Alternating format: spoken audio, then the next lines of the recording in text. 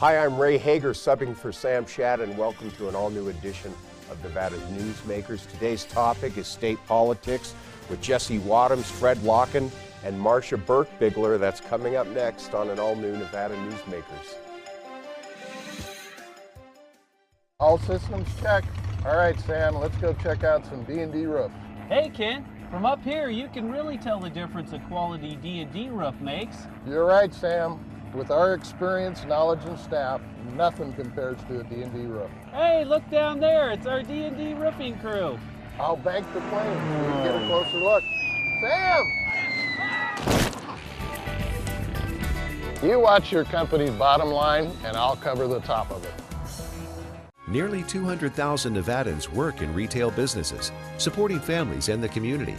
Nevada's retail businesses generated over $2 billion in sales tax revenue in 1 year, including nearly $700 million to help our schools. Shop around and see all that Nevada's retailers offer our state. We're the Retail Association of Nevada, representing thousands of Nevada businesses. Businesses that work for Nevada. Take a look at Pro Group Management and see how your workers' comp requirements can be met head-on. By taking a proactive approach, Pro Group can assure that your company is meeting or exceeding state and federal standards. As you move forward in your industry, Pro Group moves with you, simplifying regulatory tasks, clearing the way so you can get the job done and look to your future success. Pro Group Management, workers' comp that works for you. This is Nevada Newsmakers with host Sam Shad, a no-holds-barred political forum. Now, from the Nevada Newsmakers broadcast headquarters, here is Sam Shad. Hi, welcome back to Nevada Newsmakers. We have an all-star pundit panel for today's show. Let me introduce the trio. Number one, we have Fred Lokken, Truckee Meadows Community College political scientist. Welcome to you, Fred. We also have Marsha Berkbigler, Washoe County Commissioner, and last but not least, Jesse Wadhams' partner, Fennemore Craig. Marsha, I wanted to start with you on this one. David Bobzian was recently appointed to lead the Nevada State Energy Office. He was a Reno City Councilman. Correct. And he had 2 more years on his term. Usually, it wouldn't raise any kind of eyebrows, but to get on the city council back in, I think it was 2014, he was re-elected to the Assembly. Hillary Sheevey left her city council seat to go to the mayor, and then he resigned right after the election to take the Reno City Council job. Here he's kind of left the voters in kind of a lurch. Do you think the people that supported him? He's highly qualified to do this, and he's a great guy. And But that's not my point. I know. So just let me finish what I was going to say, is that I think I'm going to miss him terribly, because I am the chair of the Regional Governing Board, and we're in the middle of working on our new regional master plan, which has to be put into place this year. And he has been working representing the city of Reno, working great with me. So I'm going to miss him terribly. I think that the governor was looking for someone who has experience with energy type issues, and when David was at the state legislature as an assemblyman, he had a lot of experience with that. He's also fronted a number of issues for the city of Reno. And so I think the governor was looking for somebody that he felt knew the state and was going to do a good job. Does it leave the voters in a lurch?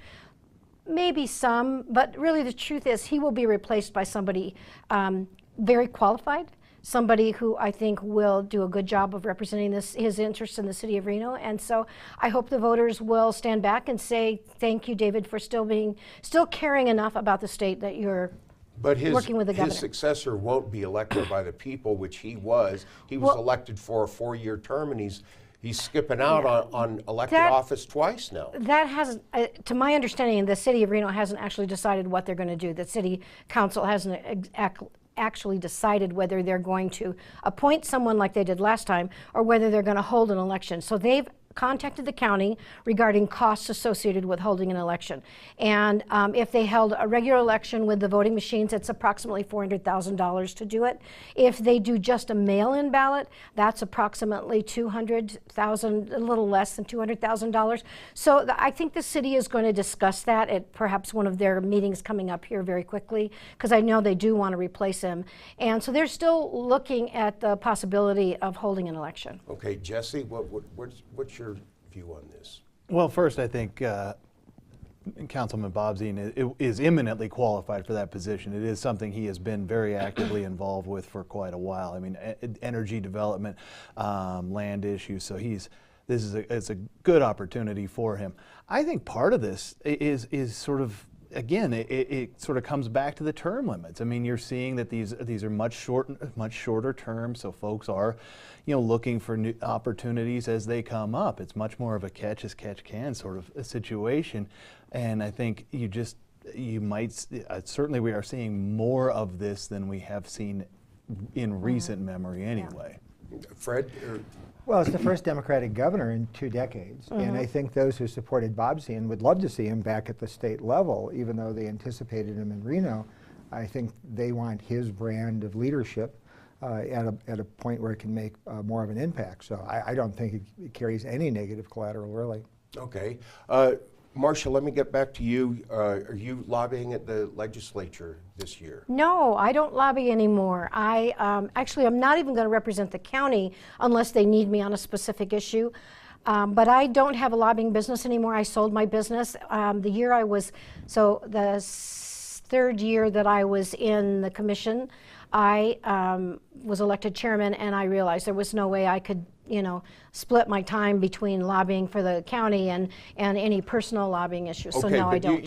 You've lobbied in the past. I have, yes. Okay, there was extensively. In the past legislatures, there was an issue with sexual harassment. Mark Menendo comes to mind. When you think of Congress, you have Reuben Kewin coming to mind. Do you think now that it's out in the open, do you think the problem will go away at the legislature? Oh, I don't think the problem will ever go away, but I do think it's much more likely that women who feel they are being discriminated against for whatever reason will step forward and say something. But will sexual harassment go away? No, we're people. This is America. I mean, that's going to happen. I don't think it's going to go away. But I hope that women will be able to stand up more and say, wait a minute, this isn't right. And stand up for themselves. As I've always done that. I mean, I was a lobbyist for years and years and years, from the time back in the days when I was young and pretty and thin. So I got sexually harassed, and it's part of life. I'm fortunate in that I was always the kind of person who could, I know this comes as a shock to you, but who would stand on my own 2 feet and say, you're in my space, get back out of it. I stood up for myself. I hope that women are now seeing that that's okay, they can do that. Okay, we got to take a break. We'll come back to Jesse and Fred. We'll be right back after these few words. Tamarack Junction is South Reno's hotspot with over 450 of the latest slots and video games. Sully's Sports Bar, the Dining Car Restaurant, William Hill Sportsbook, and the Tamarack Steakhouse and Lounge. We're just north of the Summit Mall in South Virginia. Yeah. How do you shed some light on a better economy? Start with growth inspired by Valley Electric Association. We're a member-owned power company that puts Nevada first, and we're doing big things, like providing prosperity by securing renewable energy projects. For Nevada, that means more jobs and more opportunities, all for a strong statewide economy. In other words, together, we're doing powerful things. Visit us at vea.coop to learn more. Hi, I'm Eric Robnett, owner of Home Energy Experts. Has this ever happened to you? Honey, did you remember to turn down the thermostat? Forgetting to set the temperature? Not fun. We can help. Our new smart thermostat keeps the temperature set for your comfort all by itself. I'm feeling hot now. To increase your comfort, go to homeenergyexperts.com for details. That's homeenergyexperts.com. The signs and symptoms of cataracts can start out small with subtle changes in your vision. So don't wait. Be proactive and take your vision into your own hands. If you're experiencing the onset of cataracts or just have questions, contact your eye care professional or call Eye Care Associates of Nevada today. Dr. Hiss has years of experience specializing in the surgical correction of eye disorders and has completed over 84,000 vision correcting procedures. At Eye Care Associates of Nevada, we'll change the way you look at the world. The Tamarack Junction Steakhouse is known for signature steaks, handcrafted cocktails, and world-class wines. Join us Thursdays and Friday nights from 4:30 to 6:30 in the Steakhouse Lounge for live music, gourmet plates, and well-priced wines, just north of the Summit Mall on South Virginia. This is Nevada Newsmakers. Hi, welcome back to our Power Pundit panel. Jesse Wadhams, Fred Lokken, and Marsha Berkbigler. Jesse, let me start with you. We were talking about sexual harassment, and of course, Reuben Keywen, the congressman, decided not to run for re-election after a report was, even before a report of his sexual harassment was issued. Now he's running for Las Vegas City Council. Mm-hmm. Is this too soon after that to, you know, it almost makes me cringe to see this guy not even taking any time off. It does seem a little politically tone deaf to me. And you're already seeing that there's a number of folks from some of his legislative colleagues who are already starting to kind of bird dog him in terms of saying, hey, this is a no means no sort of campaign. So I do think that it is a little bit quick. I think that there needs to be some sort of level of penance to the extent that it can be paid, and hopefully everybody is redeemable at some level. So I do think it's very quick, and I think coming back to something Commissioner Berkbigler said, I think the empowerment though of women, especially in the legislative process in Nevada, is a really important development, and I think you're going to see more of that this next legislative session.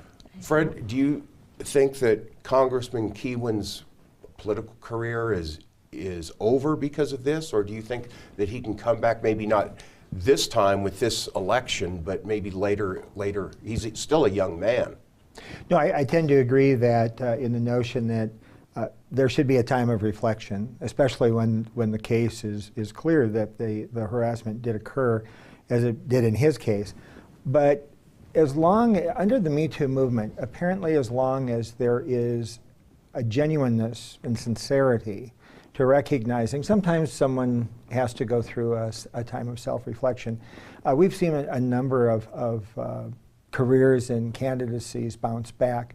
I'm thinking of Al Franken, too, in Minnesota, who I wouldn't be too surprised by 2020 could be back seeking elective office, and I think, but was away from the political process, took himself out of the limelight, has allowed time for reflection. So I think it's all in how you process it, and in this particular case, it's coming very, very close in the race in the city council. Okay, Jesse, back to you. You're going to be lobbying at the legislature. I hope so. Yeah. Okay, we're going to have for the first time a female majority legislature. Right. Will your job change at all because of that, the way you approach lawmakers, or will it make any difference? I'd like to say no, because I'd like to hope that as I represent my clients, I bring facts and rationale that is sort of independent of not only your political stand, but no matter how you kind of come down on an issue, is just like, here's the information, here's why things work the way they do, here's sort of the pros and cons, and try to bring people to a compromise. Yeah, and so, but I think it will. I think maybe at the macro level, I think it will change some of the dynamics in some ways. I think it'll open up some important conversations that have to happen, and it may offer opportunities for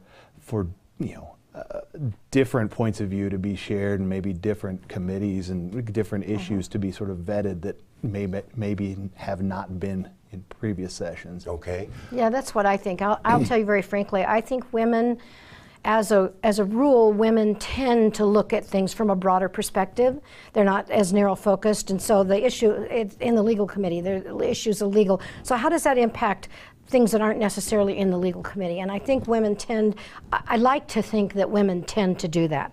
And so I hope that it will be a more open discussion type legislative session than we perhaps may have seen in the past. Okay, now, Fred, we have a not only a majority of women, but in both houses we have a majority of Democrats. We have a Democrat at the AG's office. We have a Democrat in the governor's mansion. Saying that, Governor Sisolak has said he's not going to raise taxes, but do you think that the legislature can go through a whole session without raising taxes, especially with the Democrats in charge? Well, honestly, I think they can, especially since everyone, both Republicans and Democrats, recognize a recession is coming. More specifically, though, they can be technically correct, but in this budget, they are readjusting the way by which some of the taxes are currently calculated, which will increase the taxes on some businesses and that sort of thing. So they are finding ways to get revenue out of the existing tax structure just by recalculating. That said, sometimes it's easier, as Sandoval found, to work with the Democrats than the Republicans. But I have I think this was a very positive start through the State of the State address. I think this governor is a fiscal conservative and is in essence a very experienced politician coming in from Clark County. So I think this could be a very good session for the Democrats and perhaps could be very bipartisan on some issues. Okay, you mentioned tax adjustments. Not so much a tax hike, but it's, you know, different thing. Jesse, do you think that the commerce tax would be potentially increased? I don't tend to think so. I think with Governor Sisolak laying down a marker, and you listen to the speech, and he basically put it down twice, that there will be no increase in taxes. Now, as Professor Lokken does mention, there's going to be some modification of the MBT buy down of the commerce tax. So that will, again, these are going to be components of recalculating so that you can kind of keep revenue streams where they're at. So I think there's going to be a little bit of that classic Nevada budget legerdemain to kind of move some money around, yes. But I do think that they're going to, I think they will get through this session without raising taxes. That said, I think that there will be a number of proposals at least put out there to do different things. I don't tend to think that they're going to see much traction, but it's we got 130 odd days to find out. Okay, let's take a time out right here. We'll be right back with more of our Power Pundit panel after these few words. Dimitri Prine here for Design Outdoor. At Design Outdoor, we specialize in all hardscapes, pavers, and walls you'll need for everything, from wonderful small yards to full-blown outdoor living. And we only refer the best contractors to make your vision a reality. Our store and backyard are located at 11600 South Virginia, just north of DeMonte Ranch Parkway. Visit designoutdoor.com or call us at 851-9499. I'm men's rights attorney Marilyn York, and because I represent men in all family law matters, women often call me gender traitor, woman hater, and even disgusting. So why represent men and target myself with these offensive monikers? It's simple. Children with fathers in their lives are 6 times less likely to drop out of school, 15 times less likely to go to prison, and 5 times less likely to commit suicide. So ladies, you can hate me, but please love your children more than you hate their fathers. Hi, I'm Dave Newman. Remember me? I used to be the house detective, and now I'm a realtor, full-time at RE/MAX Realty Affiliates. A lot of people ask me, how's the market? You know what? It's fantastic. If you're even kicking around the idea of buying or selling, give me a call. Let's talk about it. Call me at RE/MAX Realty Affiliates and just ask for the guy who used to be the house detective, Dave Newman. Everyone is talking about opioids, but they're not the only drugs that can be harmful if taken in large quantities or not as prescribed. You also need to be aware of side effects from anxiety drugs, muscle relaxants, sleep aids, and stimulants. Mixing prescription drugs with other drugs or alcohol can be dangerous. If you take an Ambien with a glass of wine, it may be enough to stop you from breathing. Prescribed drugs can be just as dangerous as illegal drugs. Take medications only as directed. This is Nevada Newsmakers. Hi, welcome back to our Power Pundit, Fred Lokken, Marsha Berkbigler and Jesse Wadhams. Thank you. Let me start with you, Marsha. The new governor, Steve Sisolak, he's known by some to understand local government because he's a former chairman of the Clark County Commission. It seems like this is a new thing for Nevada governors to come up through the roadway of local government. It is, well, yes. Maybe if you could talk about that. We've never had a governor before in the state of Nevada that has come through that route. Of course, we've had attorney generals, we've had state legislators and stuff, but we've never had a governor in the past who really was focused on running a local government. Yes, it's the biggest local government in in the state of Nevada, Clark County. And some of my counterparts around the northern part of the state might say that he understands local government, but he only understands southern Nevada local government. I disagree with that. I've had the opportunity to stand and chat with him about this and expressed my excitement that we have a governor who's coming on board who really understands what it's like to work at the municipal level. One of the problems you see at the municipal level is the state wants something done, but they don't necessarily fund it. Unfunded mandates really create a problem. But at the same time, we as the local governments are really a subset of the state legislature. And so a lot of what we want to do, we have to go to the legislature to get their approval to do. And I think having a governor on board who understands what that's like, who can give us some knowledge at the legislature for flexibility will be an extreme benefit.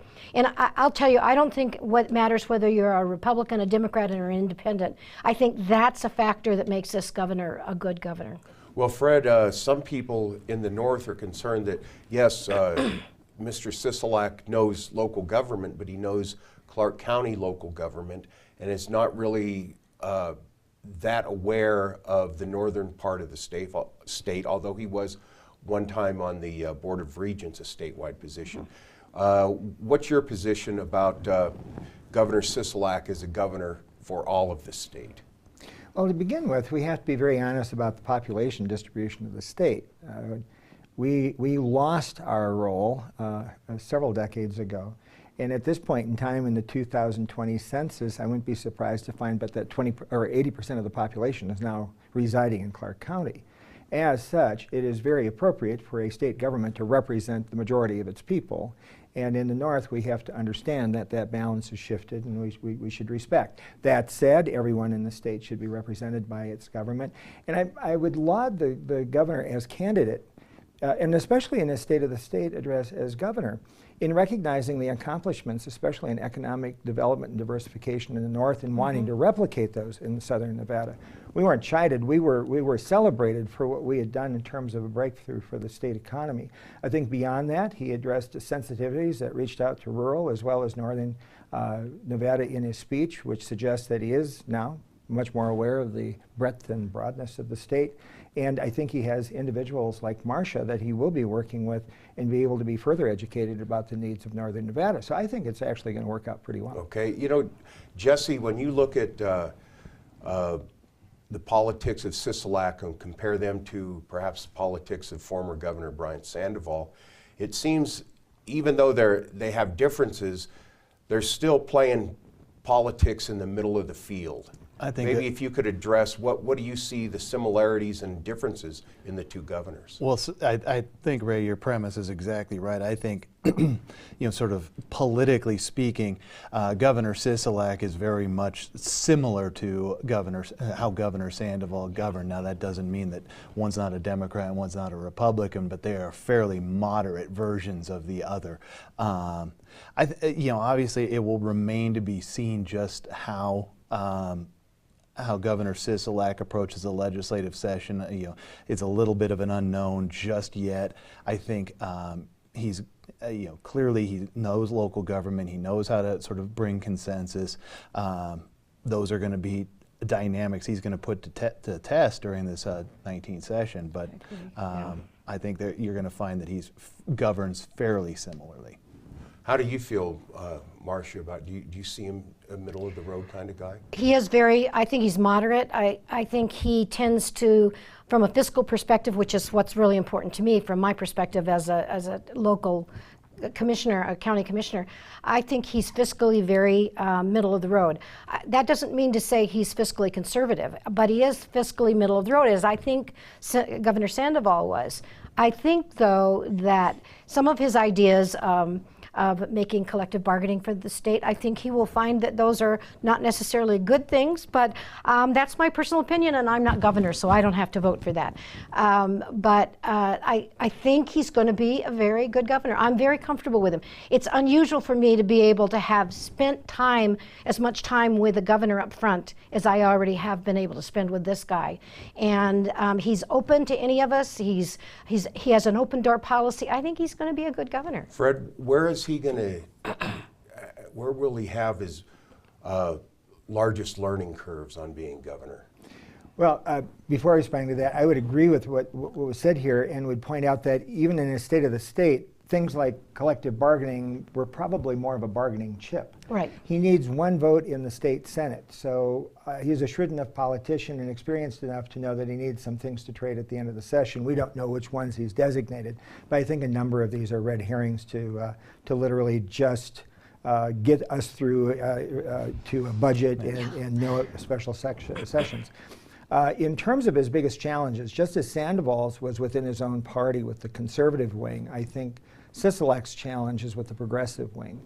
And it's finding that balance, much as Sandoval had to, of what he can move forward in the legislative session versus those things that are just too deviant from the middle ground to be a benefit to the state of Nevada. Okay, great job today, folks. Thank you for coming in. We'll be right back after these few words to wrap up this edition of Nevada Newsmakers. A bird's eye captures its surroundings at different heights. At Brian Culpa Photography, we can make your imagination soar over buildings, parks, cityscapes, and beyond. Brian's images tell the story and get the job done. If you need a new perspective to tell your story, contact Brian today. Brian Culpa Photography. Experience the bird's eye view at brianculpaphotography.com. Hi, my name's Marilyn Miner, and I'm sure you'd agree that Nevada's a very special place to live. I was born here, and my husband and I have raised our family here. I feel it's a privilege to live and work in the Truckee Meadows. I especially enjoy helping my clients reach their real estate goals. Sometimes the smallest details provide the greatest satisfaction. I'd be complimented to talk to you about your next move. Call Marilyn Miner at Dixon Realty, 742-1280, or log on to marilynminer.com. St. Ives Florist, for every holiday and every special occasion. For romance. Custom home design. We have the largest selection of fresh flowers in northern Nevada. And we also offer a large selection of unique gift items.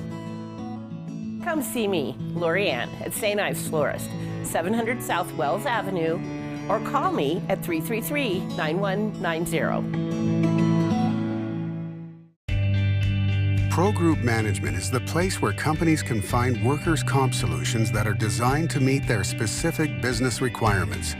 As regulations evolve, Pro Group takes a proactive approach to clear the path to make sure your business stays ahead of the curve.